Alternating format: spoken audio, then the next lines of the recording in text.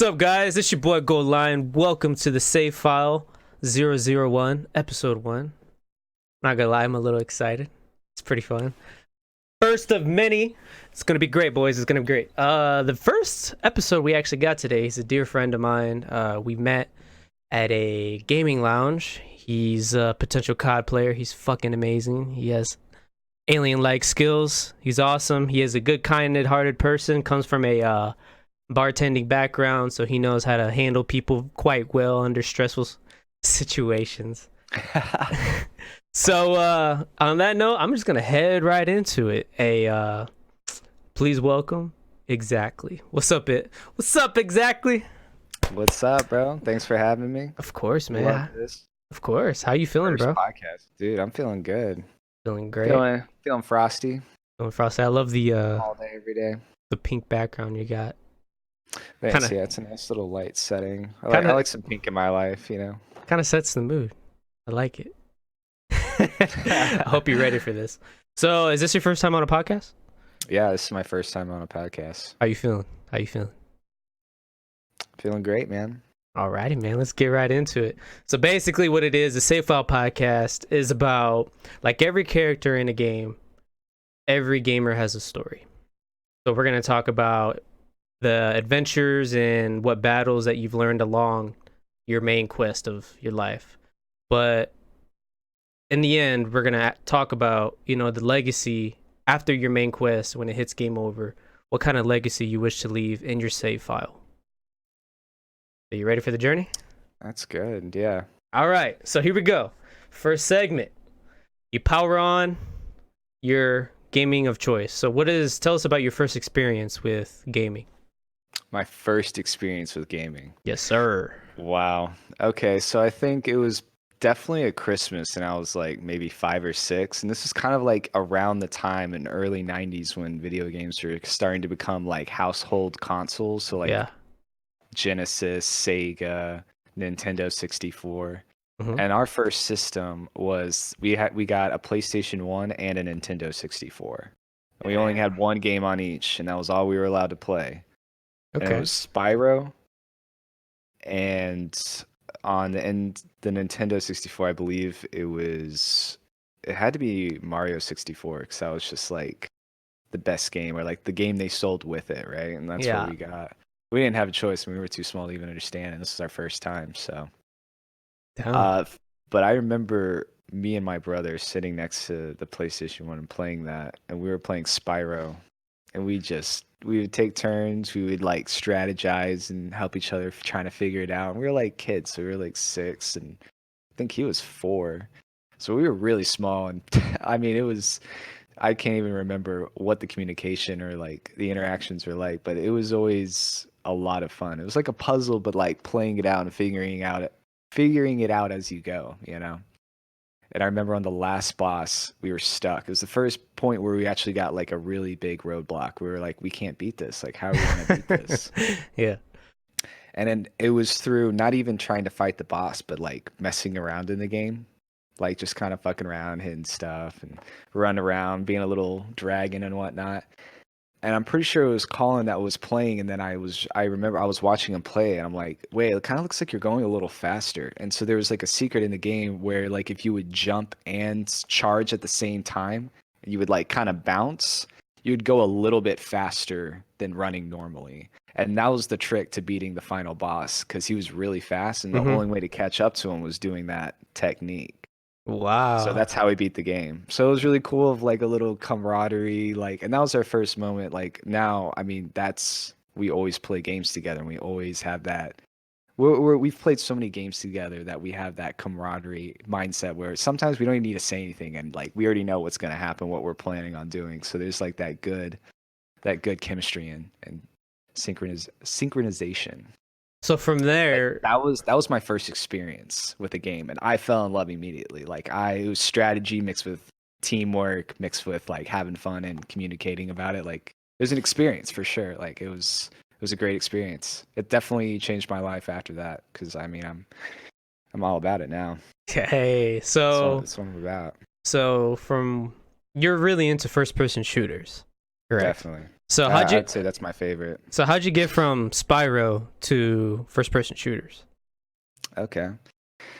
I think my first person shooter that I tried was Counter-Strike Source, but I was really bad at it and I didn't play it very much. The real first person shooter that I got into was on the Xbox 360, and I think it was when Modern Warfare came out. And my Mm. best friend at the time, I think I was like 9 or 10, we were playing soccer together, and he told me about a game that he thought I would really enjoy.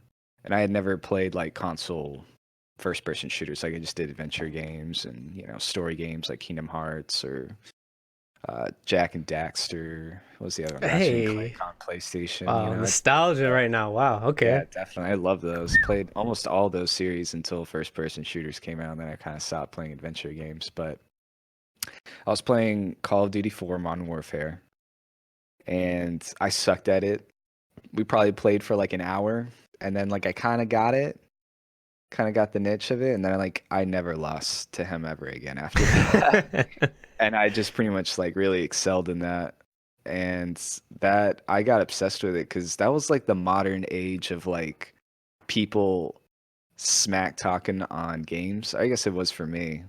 But in Call of Duty 4, you'd get into a lobby, everybody would have an open mic because that was the time whenever Xbox 360 would sell you that $20 generic mic. And Yeah. all you'd have to do was just plug it in at the bottom. And it was like decent. It like worked. It was kind of staticky. If you took the little mic guard off of it, like you could speaker break, and so people would just like you'd get into a lobby, see 12 people, and they'd all have their speakers on, just screaming into the mic, just Screaming, man. yelling, talking smack. Yeah. That's what started, and it started like okay at first, and of course it got extremely toxic after that, and people took it way too personally. But for a little time there, it was actually really fun getting into a lobby and just like, kind of that like, oh, I'm gonna kill you, bro, like come at me, like.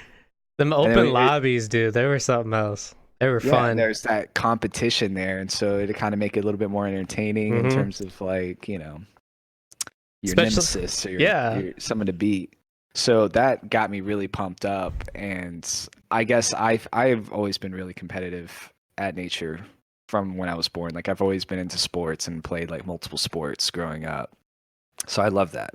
And that never really got to me. But in Call of Duty, that eventually got to me. Like I would get just mad and like, so these guys are talking crap and I'm like, Mm-hmm. okay, I can't take this. But then one day I was like, you know what? I want to prove them wrong. Like I don't care what they say anymore. I'm just going to show it with my actions. I'm going to so good at this that nobody can like mess with me, I guess. Yeah. And this is like a kid. So like I would stay up till like 3 a.m. and then wake up at like 5 before school to play again. And I'd literally grind on that game. I had like 60,000 kills, Oh. 1.92, and that was like my first Call of Duty. So I was in it. So what So stopped that you was from? So since you were that good at the game and you invested a lot of time into it, what stopped? What was? How come you never went pro or semi-pro? Like joined a clan or anything? really, I didn't really think that was possible. I didn't like try to do that. I was really good at sports, and I invested a lot more time into soccer than I did that. Like Mm. I'd practice every day for like 2 to 3 hours, and I went to camps over the summer where I would literally just play soccer for like 10 hours straight. Just do drills, play, rest, drills, play, rest, and like do that. So I thought that was more of a chance, but I guess if I had known that had been a possibility, I probably would have dropped soccer to play that because I knew I was better at video games than I was at soccer. And I was pretty good at soccer. Like I was D1 in Premier up until I was like 12, up until I was 21. So you never played So FIFA? yeah, I played FIFA. If you play soccer, like you play FIFA with all your friends, but like I don't know. Whenever you play, this is my take on it, is whenever you play a sport and then you play the game of that sport, you're always thinking, okay, I could do better and more control in real life, and like so then you start thinking about that, and that just frustrates you more because you're like, dude, that's not. I would have done it differently if it was in real life, Like, bro, if like you get, but anyway, so that kind of frustrated me more than anything. It was still Yeah. fun, but I didn't get into it competitively like that. I would only play for fun. So what do you think of the new Modern Warfare?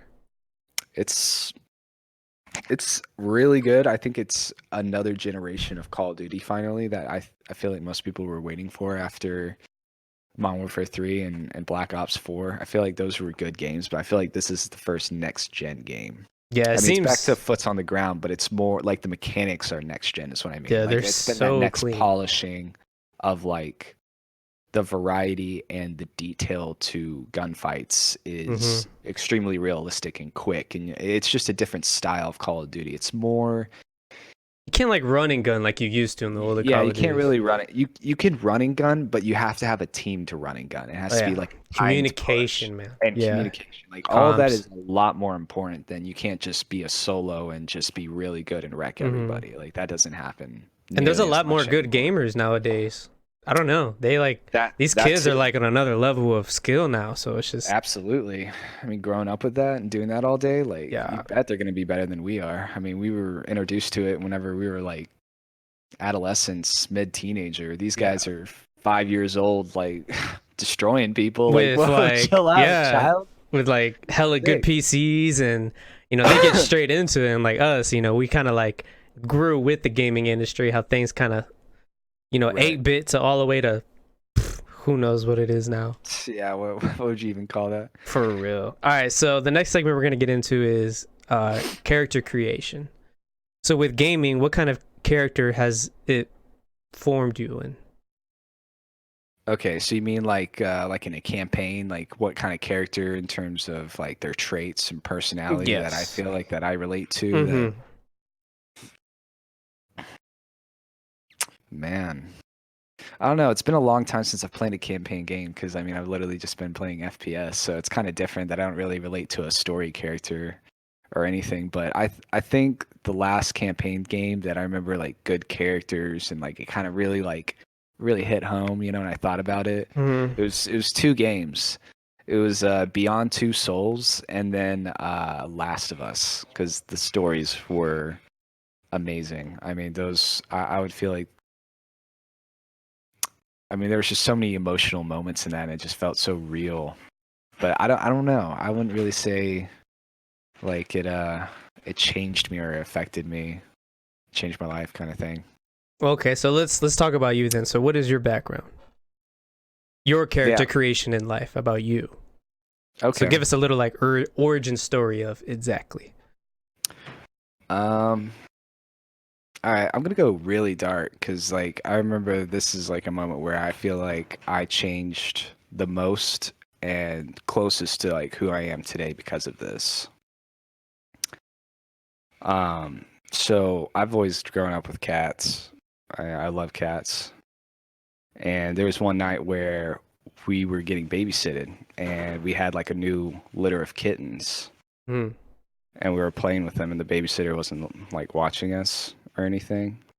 And we were playing with them and we were playing with them too rough, but we were like 6, 7 years old.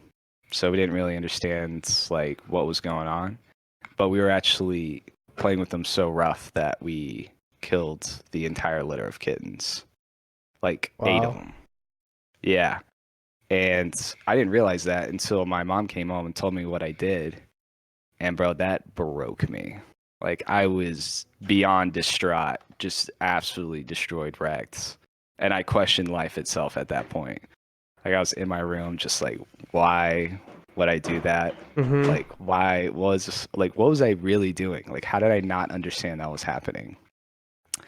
So at that moment I decided like I never wanted to hurt anything or anyone ever again. And so I decided like I'm gonna be kind to everyone and everything no matter what.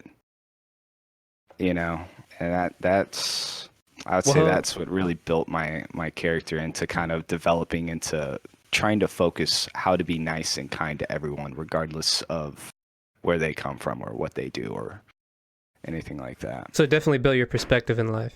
Yeah, immediately. And as a kid, so it was just like, it was a harsh learning reality.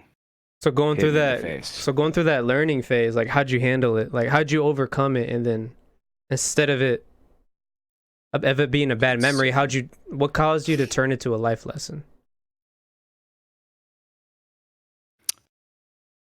I guess just the way I dealt with it was just like, I mean, I went to a cocoon and it was like, I don't know, I don't want to hurt anybody, but like, Mm-hmm. I was like, I can't live like this. Like, instead, I'm gonna try to be kind to everybody, so that never happens again, or that I can affect people to see what I went through, but in a good light, like, you Mm-hmm. know. So what strengths did you develop from this experience? Gosh, I think probably it's kind of sound weird, but confidence in the Okay. sense that not to always question myself, but to always be confident in what I believe. Mm-hmm. Um, I don't know. I guess just a self-hardening of reality, really. So what do you say, like, what are some weaknesses that you discovered within yourself In that moment, or just in that moment and then in general?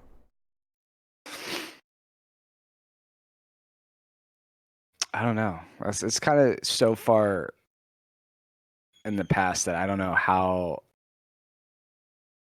I don't know. That's a deep question. It's a hard question. Like I would definitely have to think about that more to really find the weakness and the true meaning of that. Wow. So describe the environment you grew up in. I mean, I've had a loving family and everything I could ever ask for. I've lived comfortably. So I would say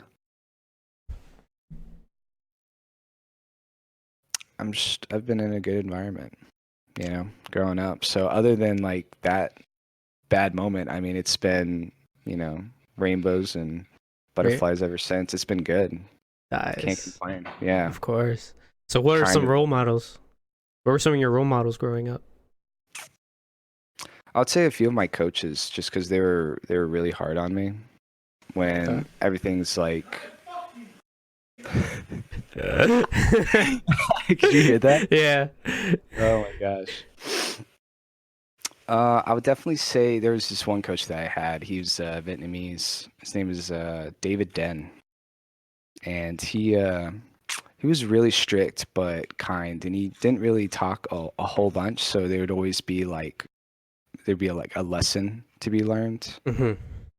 and I really took after him because of that. So I'd say I'm kind of a quiet and reserved person, but I only speak when I have something to say, you know. So I would say from him, it was just really, I don't know, dude. I'm getting lost in this shit. Like you're asking some deep questions, and I'm like going through memories, and I'm like, whoa, It's just bringing back some stuff. so much stuff. So from after all these memories, like now that you're looking back and you're kind of bringing it up, what are you most proud of? You going through these life scenarios.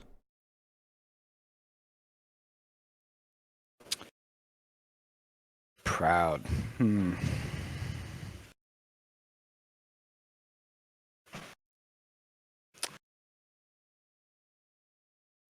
I don't know.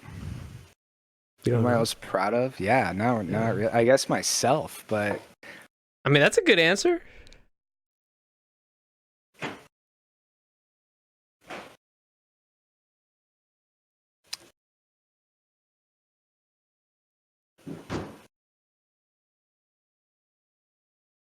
Deep thoughts.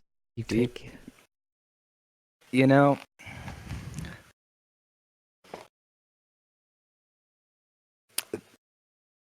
that's an interesting question. You never really thought about that? I mean, I don't really think about being proud, you know? Of who Like you I'm are? proud. No, I'm proud of other people and what they do, and them standing up for themselves and just being free of insecurity and doing what they want to do. But I never think of myself of being proud of myself, if that makes sense. It makes perfect sense. A lot of people, you'd be I don't surprised think about how, being proud of myself very yeah, often. you'd be surprised how So many people are that's not like that. Yeah. It's not uncommon, man. so I guess that kind of caught me off guard because it's like, wow, I don't really think about that. You know, I So guess I'm there's, just pretty hard on myself, so I don't really have a moment where I stop and say like, oh, I'm proud of myself because I did this today, or I helped someone, or I completed and accomplished something. So interesting thought. I'm gonna think about that a little bit more about myself. Be proud of myself more often. There you go. Yeah. Be more proud of yourself, man. All right, so damn, I'm glad to hear that you've had some positive self-reflection on talking about your life. That's great. So hopefully in the near future you really sit there and think about how much you've went through, man. Like, yeah, going through that whole cat thing, I don't know what the hell I would have done, to be honest, because I'm a cat person Dude, myself. I love cats. Yeah, same. So don't be too hard on yourself. It's okay to self-reflect. Yeah, lesson learned. Yeah, there you go.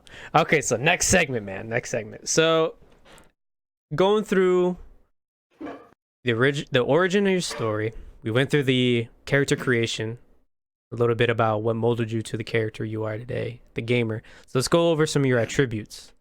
So I'm gonna name off a few, I guess you could say, examples. And you know how it is. You've played RPG games.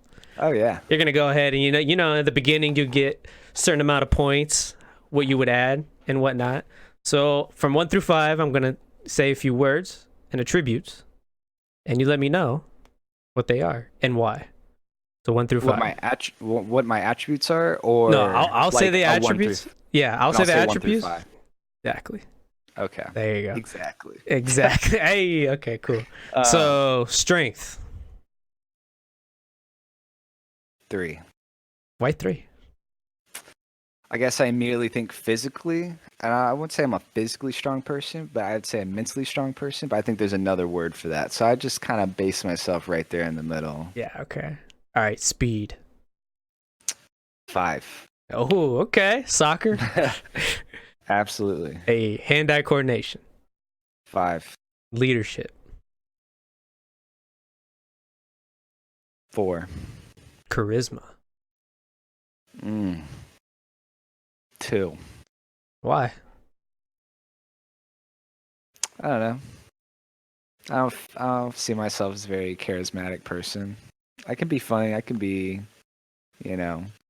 upbeat sometimes, but for the most part, like, I'm quiet, reserved. I let everybody else talk. I'm pretty quiet. Like, if I'm in a group of more than 5 people, I don't talk very fast and loud, so I kind of just mellow out. Okay. If that makes sense. Oh, that makes perfect sense. Like, I'm more of a listener than that, so I would consider that to be less charismatic. All right. That's just the image of it. Cool. All right. Wisdom. 4. Luck. 3. 3? Why 3? Because, there's always good luck, bad luck. If you consider yourself lucky, that could be also the case of you not appreciating the things that have happened for a reason. Mm-hmm. So some of the bad luck could be actually in good light. So I think that's kind of like a good medium. Like, everybody's got good and bad luck, but I would consider that to be about in the middle. Yeah, I'm about to. Yeah, could you not? Could you wait a few minutes? Could you not? 10 minutes? Don't worry, we'll edit all this out. It's all good. Okay. We're not live. So, all right. So now we went through your attributes, and you've given yourself a certain amount of what they are. So you're about to start your main quest in your adventure of life. So how would you start? I'd travel to foreign lands. Foreign lands. So what would be the reason why you would travel to these foreign lands? To discover myself and people. Why so curious about other people? I'm curious about everything and everyone. Because you can learn anything from anyone. It just depends on how you look at it. You can always learn a lesson from someone. It doesn't matter if they're smarter or less smart. Like, you can always learn from someone else just because of that they're different. They think differently. So there's always, questions and answers through the way people think and do things. So, and plus I also want to discover myself by meeting and learning from other people and sharing my experiences and my knowledge with them. Okay. So as you're going through your main quest, you come into a random encounter, and it's a certain scenario. So what is a random encounter of a scenario that has come across your life, whether recently or way back when? And explain it, and what did you learn from it to help you motivate you to continue your main quest?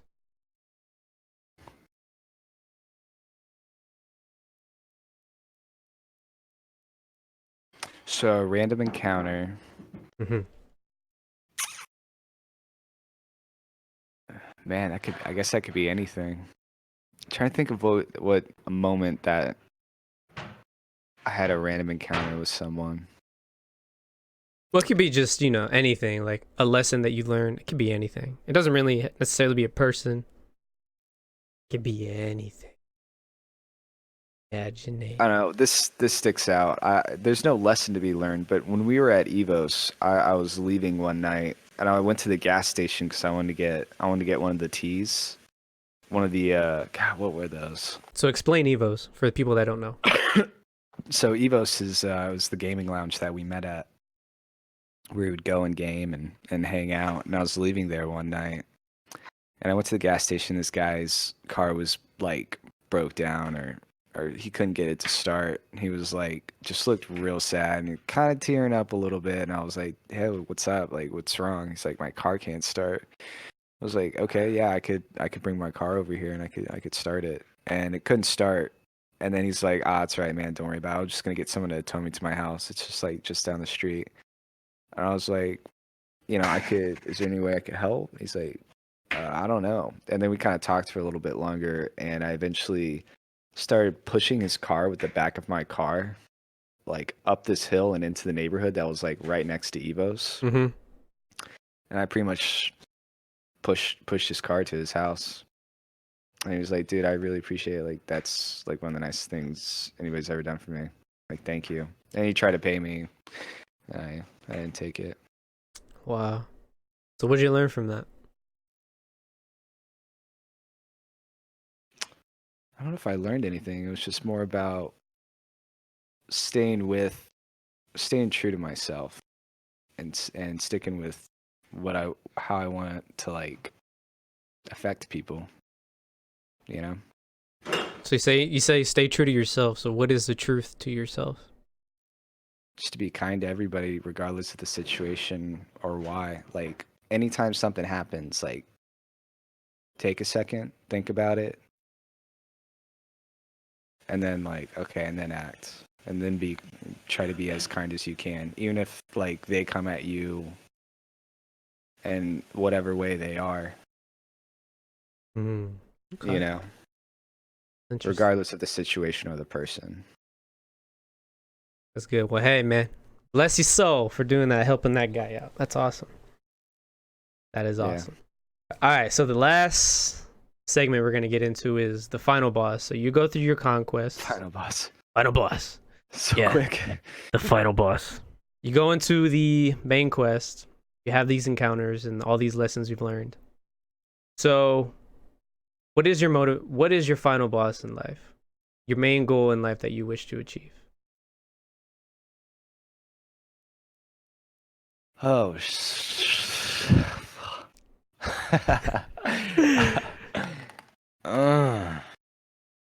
final boss. Yeah. He just takes me. That's it. No. You just take. What? God, I don't even know. Dude, these are such like simple but deep questions. That's the idea.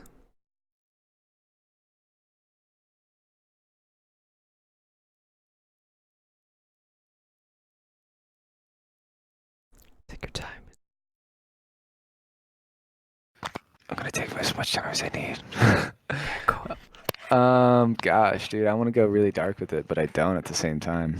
Hey, man. I like dark.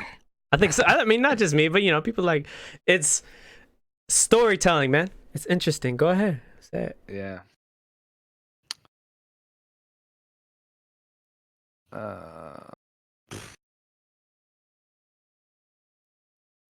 guess it would be the final encounter, you know? The one last final boss to beat. Would be what? Death. Death. Death, yeah. Just death. So that's Yeah. it. So your final boss would be death. Yes. Ah. And why this vision of death? Why this? I guess it's just something you always in the back of your mind think you want to beat, you know? Like Mhm. nobody wants to die, right? Everybody wants to go to heaven, but nobody wants to die. Right? That'd be the final encounter. There'd be no beating that boss. Everybody beats that boss. Do we beat him or join him? Both. We beat to join him. If you beat to join them, yeah. We beat to join him. Wow. All right. Exactly. Last question. So when it's game over, after you beat the final boss, what is the kind of impact you wish to leave when somebody opens up your save file? That is the first easy question of this entire. It's the last one. Sorry, I'm so hard on you. I didn't mean to. No, it's good. I would want to leave my God, what was it called? Wow, just blanked out like super hard. Too much coffee.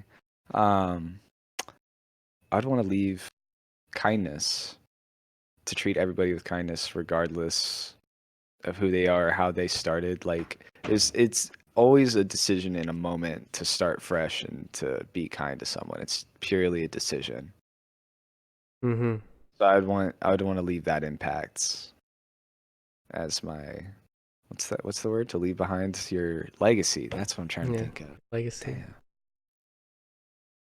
So Yeah. kindness is a life lesson you wish to leave in your save file. Yeah. The 'Cause great answer. That's the best virus out there. And people need to spread it a little bit more often. You know? So I focus on trying to focus my entire life as to do that as often as possible. Truth, man. It's the truth. Well, where can people find you? Social media, streaming, whatever. Where can people find you? Just Ittzachly, Itzzachly. Instagram, Mixer, Snapchat. Oh, No, you're a not mixer Snapchat. streamer. I'm a Mixer streamer. You're a Yeah. mixer streamer. What do you usually stream?